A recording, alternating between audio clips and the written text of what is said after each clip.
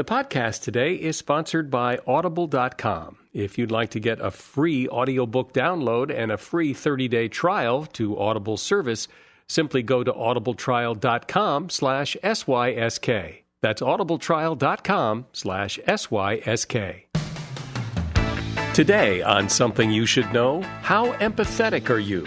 To find out, there's a song you need to listen to, and I'll tell you what it is. Also, how to get more things done in a day by not doing things that aren't worth your time. Think about email. How frequently do we sit down and we say, I'm going to reply to all these emails, without asking ourselves, do I really need to reply? Should I just be hitting delete more frequently? Right? It's so easy to react. It's so easy to get in that mindset. Plus, if you're getting a flu shot, why you might want to get it in the morning instead of the afternoon. And capturing people's attention. It's harder today than ever before. In 1986, there was a study that estimated that we were exposed to about 45 newspapers worth of information daily. By 2006, that number jumped to 176. Today, it's gotten even higher, probably over 1,000. All this today on Something You Should Know. Something you should know. Fascinating intel, the world's top experts, and practical advice you can use in your life today. The Something You Should Know podcast with Mike Carruthers.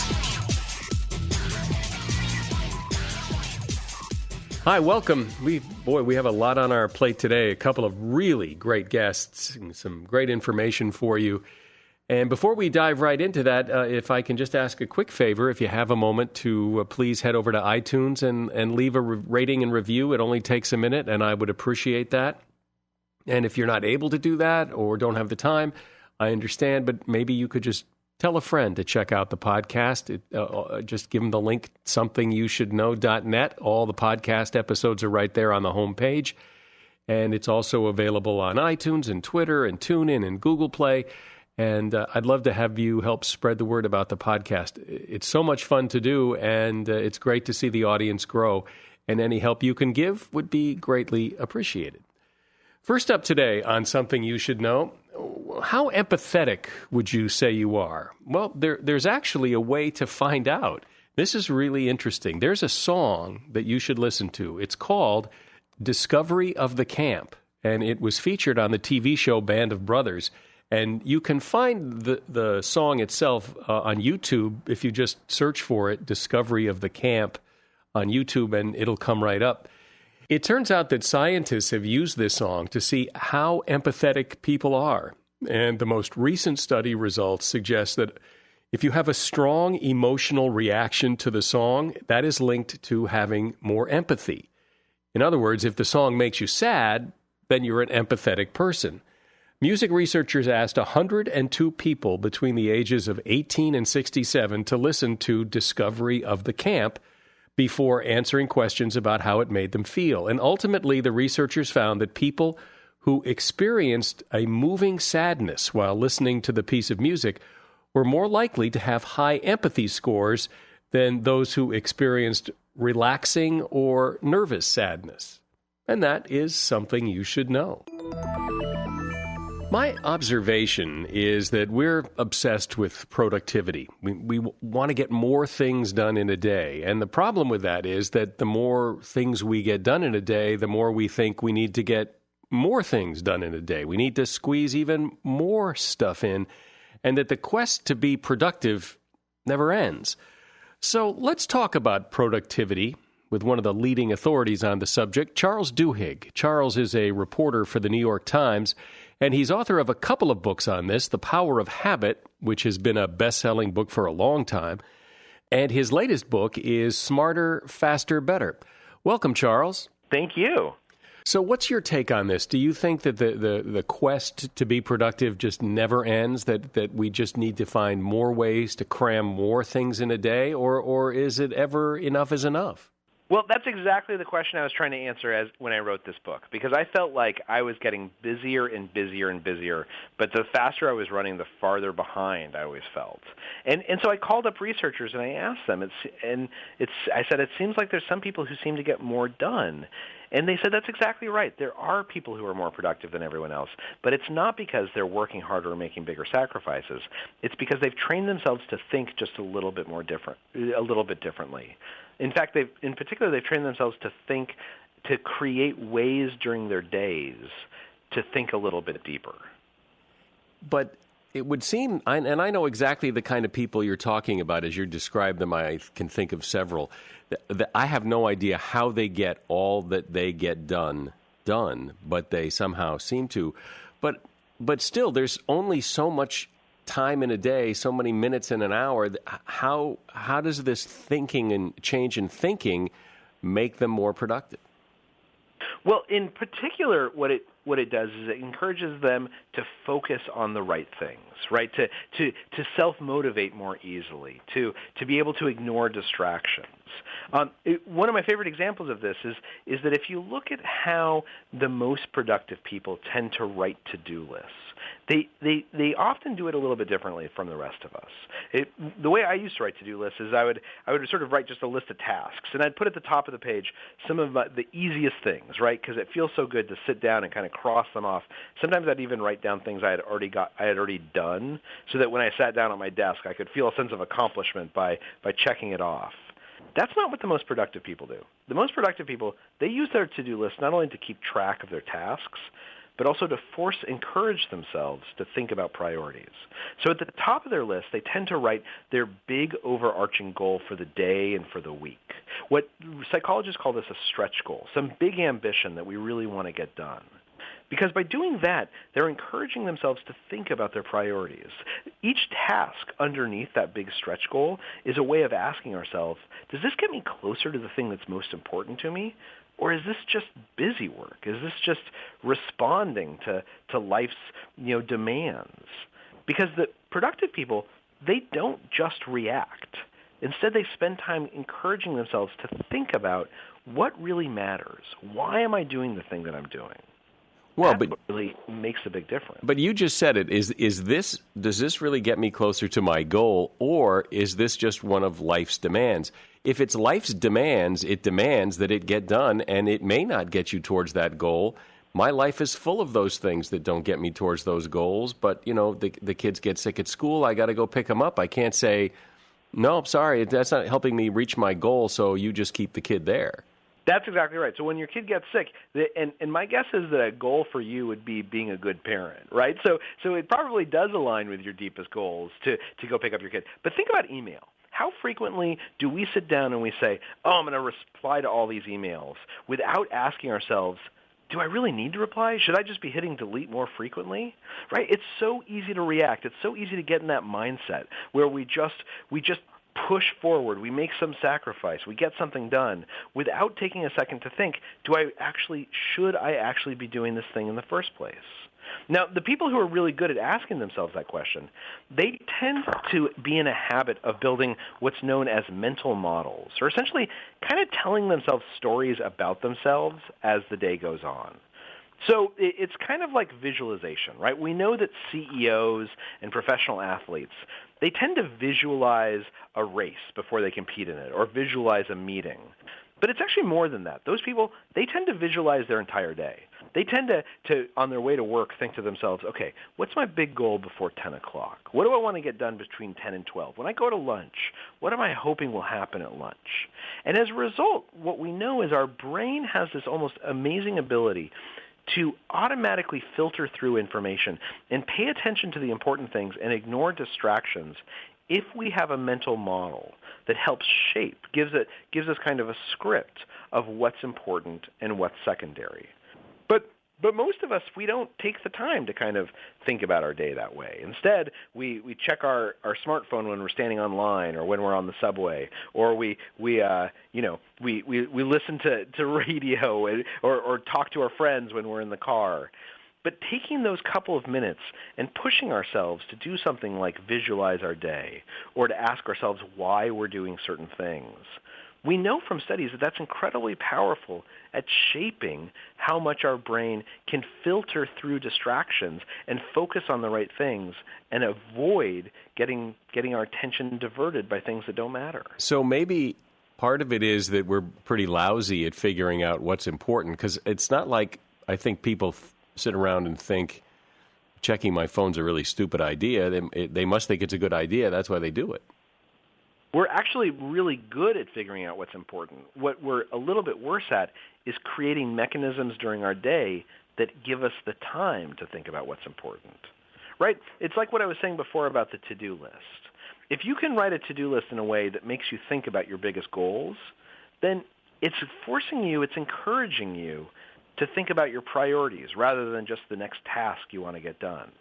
Or if you're in a habit, let's say, of visualizing your day, or let's say you're in a habit of, at lunchtime, taking a walk around the block and giving yourself 10 minutes to think about what you want to get done during the rest of the day.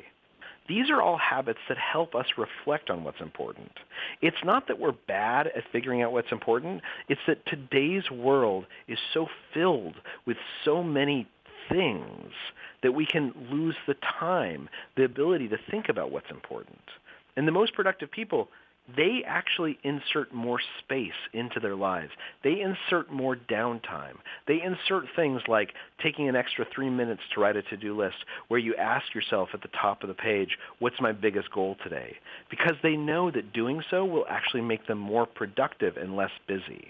And that in many ways is what this book is about. It's about these 8 ways, these 8 habits or ideas that the most productive people have embraced to help them stop being busy and start being more productive. Yeah. I think that's really the heart of it, because how many of us have thought, well, I don't have time to plan my day. I'm too busy doing things. Exactly. You know, and one of my favorite stories in the book is actually from about the making of Frozen, the movie, the Disney movie. And we all know Frozen as this big hit movie, right, that's super successful. But what most people don't know is that Frozen was actually on the brink of catastrophe until just months before it was in theaters. And what they needed to do in order to help that movie succeed is they took everyone into a room and they said, you all have to take a day off. And we want you just to talk about what you want this movie to be, what your biggest goal and your biggest dream is for what this movie could accomplish. What out of your own personal experiences would make Frozen amazing? And when they started that conversation, what they found is that people kept saying, well, one of the things that we know is we know princesses, because nobody knows princesses like Disney, right? But the other thing that came up is that there were an unusually large number of women working on Frozen. In fact, the co-director was the first female director in Disney's history. And when they started talking, they started saying, you know, the other thing that we really know a lot about is sisters, what it's like to be a sister. And the thing about being a sister is it's not realistic that there's an evil sister and a good sister. That never happens in real life. What happens is that sisters are friends and they grow apart and then they come together again. So let's take that idea, let's mesh this idea of sisters and princesses together, and that's how you get Frozen. Because once you do that, then the sisters can save each other instead of the prince swooping in and saving the damsel in distress. But it took taking a day off and thinking about why they were making this movie, making creativity into a process that was productive, rather than simply scurrying and saying, we're running out of time, let's get this done as fast as we can. It took taking that space to figure out how the movie worked, and that's when everything fell into place. How much of this idea that those people we're talking about that seem to get more done and are more productive than the rest of us isn't just that they're doing it, but people like me tend to want to do everything myself, and people like them tend to delegate and let other people do it? Well, I think that, it's interesting because delegation does not tend to be something that is really important to the most productive people. What is important, though, is priorities, deciding what to focus on, right? Choosing exactly what is meaningful and then automatically delegating, because someone else will always pick up the slack.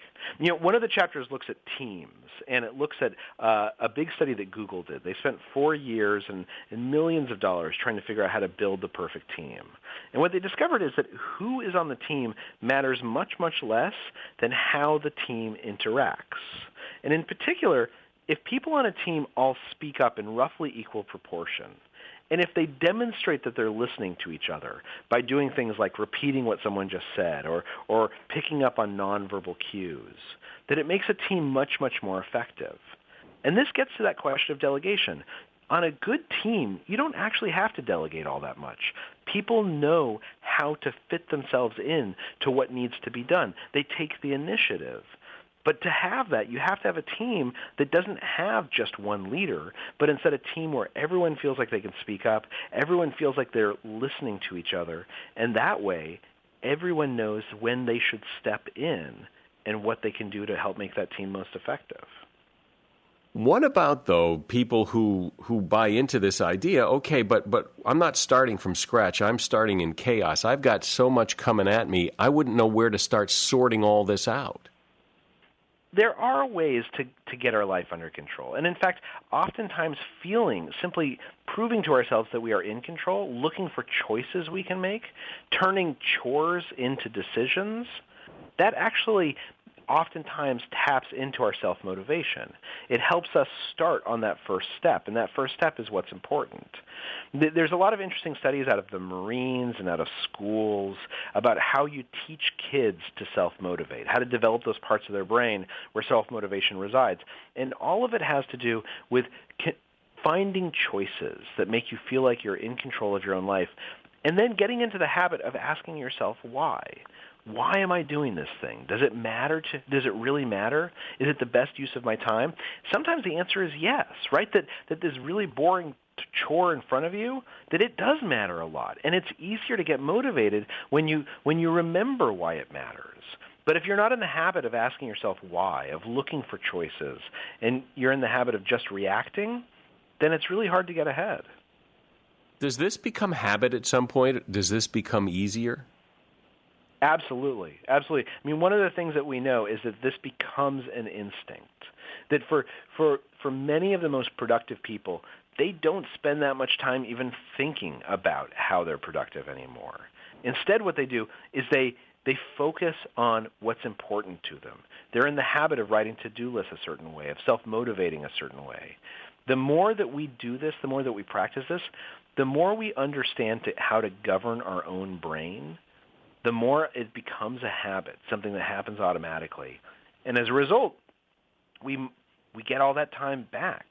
We instead of being busy, instead of rushing and running and trying to just stay ahead, we start doing the things that are really meaningful and important to us. And that might mean picking up your kids because you want to be a good dad. It also might mean responding to fewer emails because you're in the habit of asking yourself, do I really need to hit respond to this? Or can I just assume this person's going to figure it out on their own? So being productive isn't about getting more done. It's just about getting the right things done. There is nothing more wasteful than making more efficient something that never should have been done in the first place. We all only have 24 hours in each day. Right? The most productive people, the people who are most successful, it's not like they magically figured out how to get more time. It's that they figured out what they should be focusing on and what they can ignore. And that's a process of having a conversation with ourselves, of building routines into our life that help us reflect on, here's what's important, here's what I should ignore, and then making that become real. Great. Terrific. I appreciate your time. Great. Well, thanks for having me on. Well, you bet. Charles Duhigg has been my guest. His books are The Power of Habit and Smarter, Faster, Better. And his website is Charles Duhigg, D-U-H-I-G-G, charlesduhigg.com. There's a link to his books on the show notes page for this episode of the podcast at somethingyoushouldknow.net.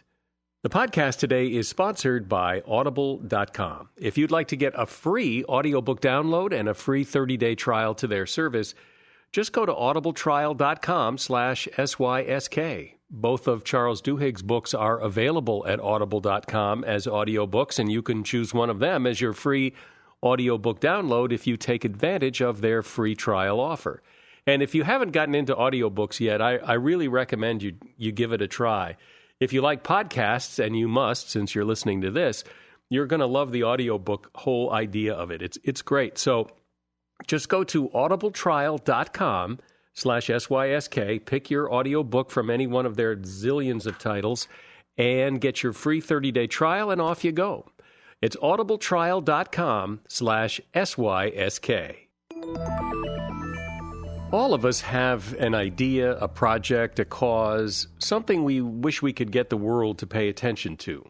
But getting the world's attention, getting anyone's attention, is harder now than it's ever been.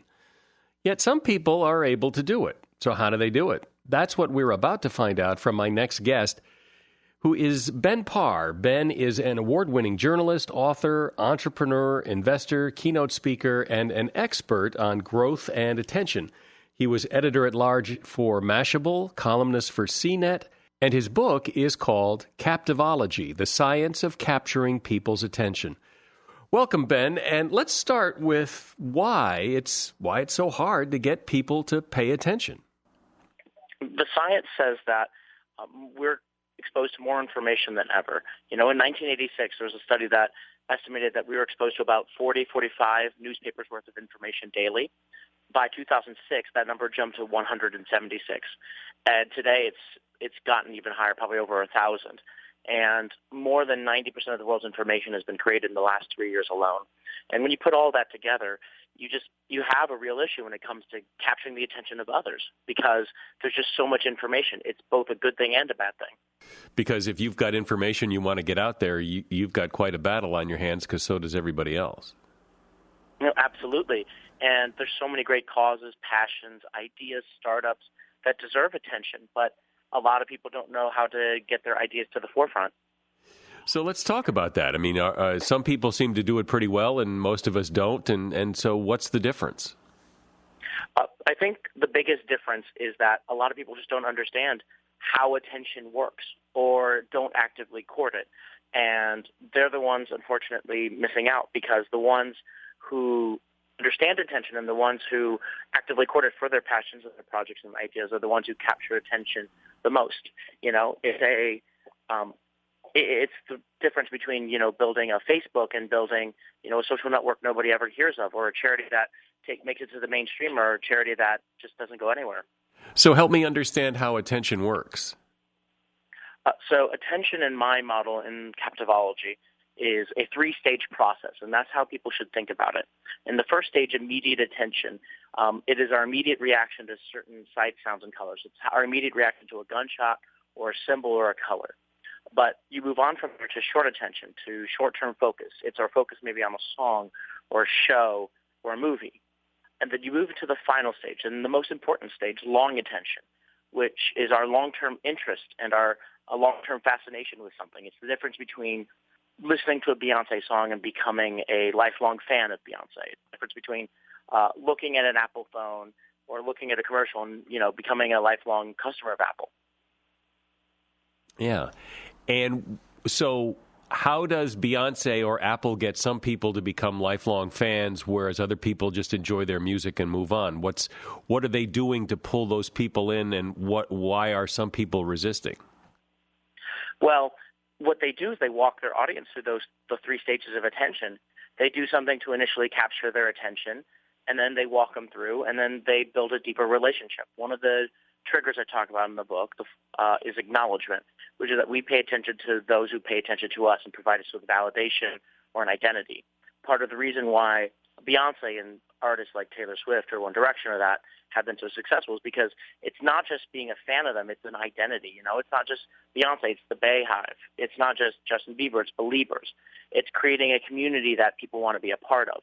And that's among the most powerful things you can do. It's the same thing for great products. They build great communities. So how do you do that? How do you is it a characteristic of the person? Is it salesmanship? I mean, what is it that you actually do to get that? It's provided validation and acknowledgement. And so the science, again, shows that we pay deep attention to those who provide us with validation. We don't want to pay attention to somebody who seems in it for just themselves. And so one example, one person I interviewed was Jonah Peretti, the founder of BuzzFeed. And what BuzzFeed does is, if you read their articles and their article titles, they're really about validating their audience. They have things like 54 things that Minnesotans are too humble to brag about. And what happens is that people who are of that identity, in this case Minnesotans, share it like a beacon. And the reason is because it validates an aspect of their identity. And that's a fundamental human need, but not a lot of companies really think about, how do I validate my audience? How do I acknowledge my audience? That's brilliant. That's a great example of exactly that, because who in Minnesota isn't going to share that with everybody?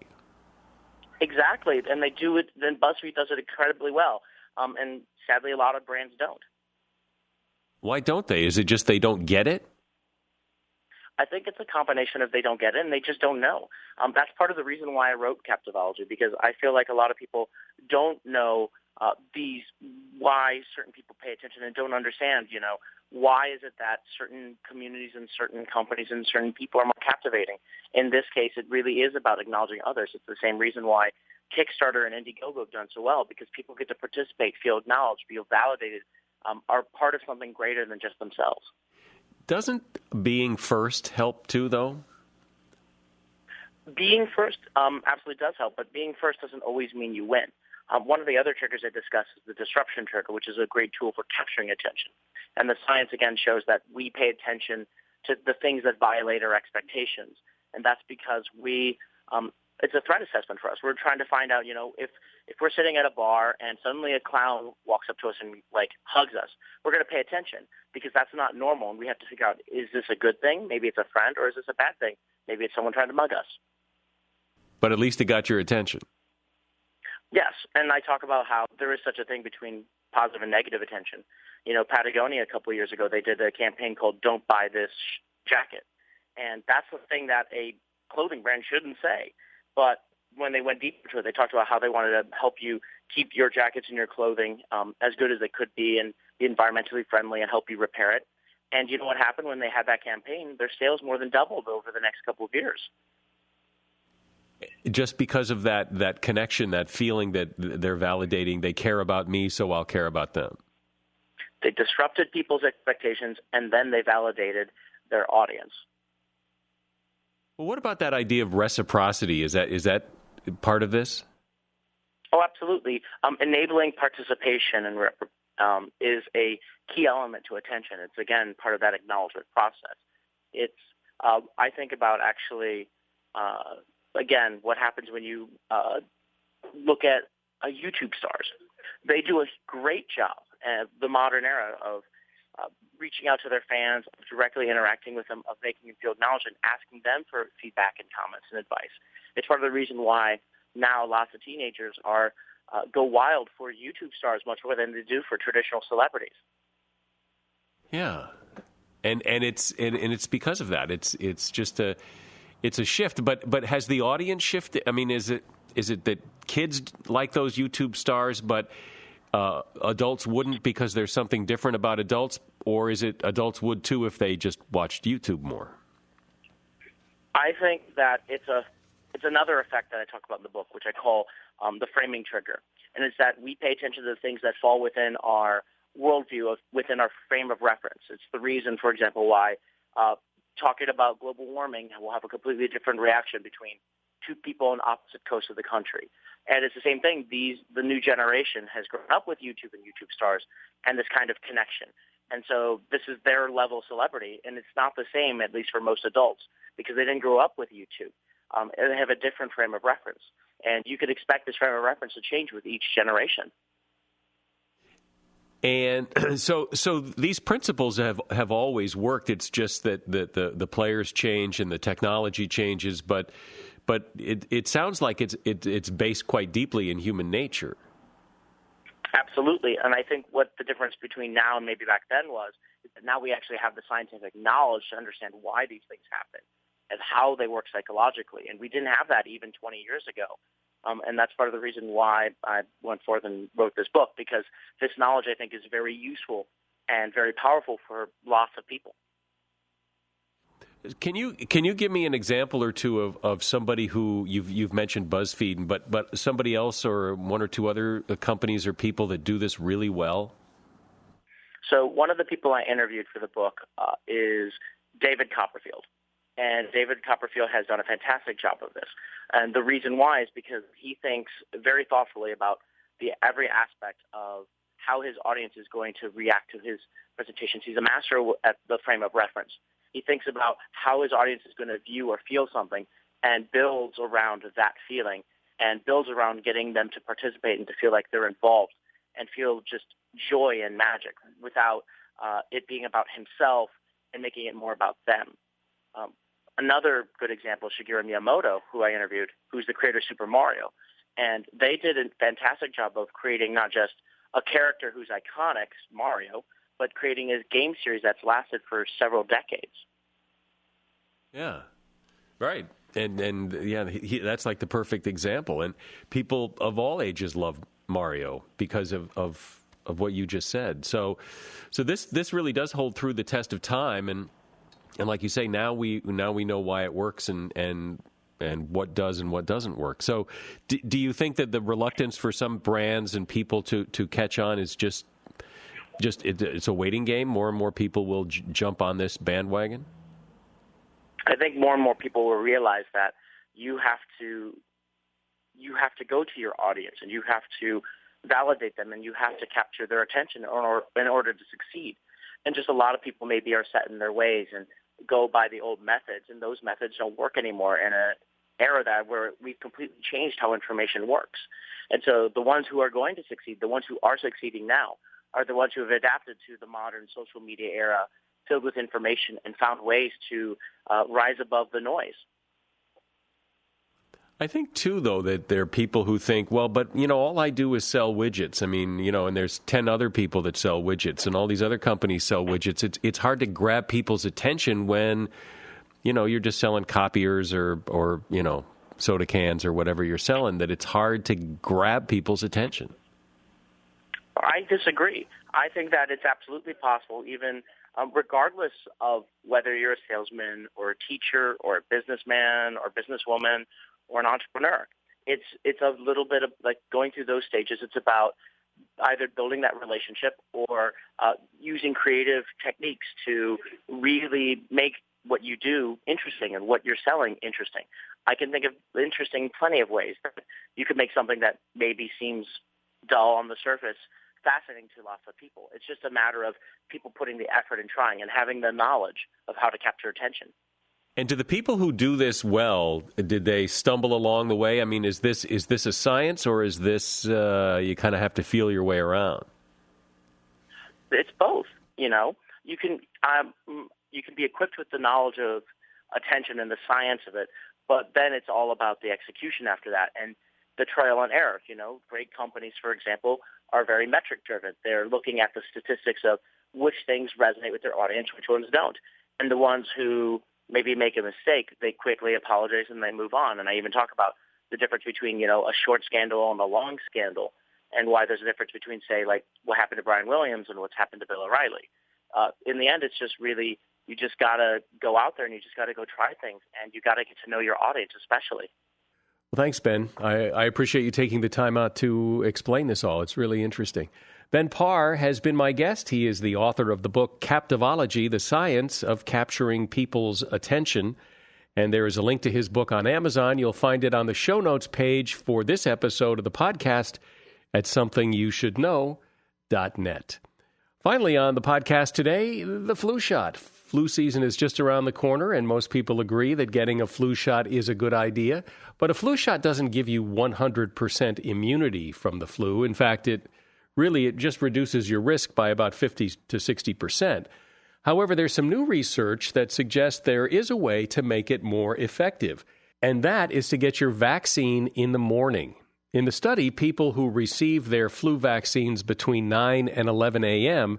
showed about twice the number of flu antibodies. Those are the proteins that your body produces to fight off the infection. The people who got the shot between 9 and 11 showed about twice as many of those antibodies compared to people who got the shot between 3 and 5 p.m. Now, your daily fluctuation of hormones may explain why, according to the study's author, but whatever the reason, it does seem to help. Of course, any flu shot is better than no flu shot, no matter what time of the day you get it. And that is something you should know. The podcast today has been sponsored by Audible.com. For a free 30-day trial and a free audio book, just go to audibletrial.com/SYSK. That's audibletrial.com/SYSK. Both of my guests today, Charles Duhigg and Ben Paar, both of their books are available at audible.com. I'm Mike Carruthers. Thanks for listening today to Something You Should Know.